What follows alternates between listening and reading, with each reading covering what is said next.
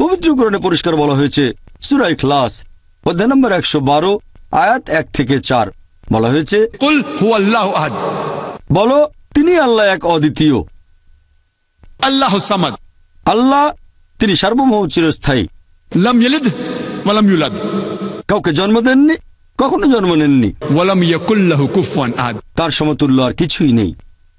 এই হলো 4 লাইনের সংজ্ঞা আল্লাহ সুবহানাহু ওয়া তাআলার সর্বশক্তিমান ঈশ্বরের, যেটা আছে পবিত্র কোরআনে।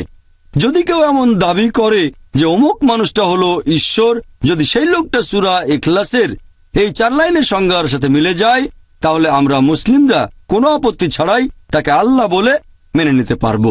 প্রথমটা হচ্ছে কুল হুয়াল্লাহু আহাদ, বলো তিনি আল্লাহ এক এবং অদ্বিতীয়। দ্বিতীয়টা আল্লাহুস সামাদ, আল্লাহ তিনি সার্বভৌম চিরস্থায়ী, লাম ইয়ালিদ ওয়া লাম ইউলাদ, কাউকে জন্ম দেননি কখনো জন্ম নেননি, ওয়া লাম ইয়াকুল লাহু কুফুয়ান আহাদ, তার সমতুল্য আর কিছুই নেই। এই 4 লাইনের সংজ্ঞা সূরা ইখলাস, এটাকে বলা যেতে পারে ধর্মতত্ত্বের কোষ্ঠী পাথর। থিও মানে ঈশ্বর, লজি মানে বিদ্যা, থিওলজি মানে ঈশ্বর সম্পর্কে বিদ্যা। সূরা ইখলাস ঈশ্বর তত্ত্বের কোষ্ঠী পাথর।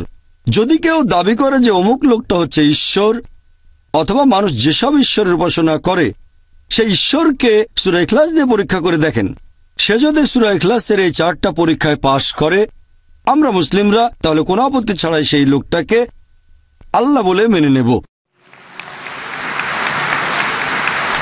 একই ধরনের কথা বাইবেলেও আছে। বাইবেলের ওল্ড টেস্টামেন্টে বুক অব ডিউটেরোনমি অধ্যায় নম্বর 6 অনুচ্ছেদ 4 নবী মুসা আলাইহিস সালাম বলছেন, শামা ইসরাঈল আদনাল হাইন আদনাই খাদ, এটা হিব্রু ধৃতি যার মানে শোনো হে ইসরায়েলবাসী, ঈশ্বর আমাদের প্রভু কেবলমাত্র একজন। একবার যীশু খ্রিস্ট আলাইহিস সালামকে প্রশ্ন করা হলো ঈশ্বরের আদেশগুলোর মধ্যে প্রথমটা কি। যীশু সেই উত্তরটাই দিলেন যেটা আগে বলেছিলেন নবী মুসা আলাইহিস সালাম। এটা আছে গসপেল অফ মার্কে অধ্যায় নম্বর 12 অনুচ্ছেদ 29। যীশু খ্রিস্ট তখন উত্তরে বললেন, শামা ইসরাঈল আদনাই হাইন আদনাই খাদ, শোনো হে ইসরায়েলবাসী, ঈশ্বর আমাদের প্রভু কেবলমাত্র একজন।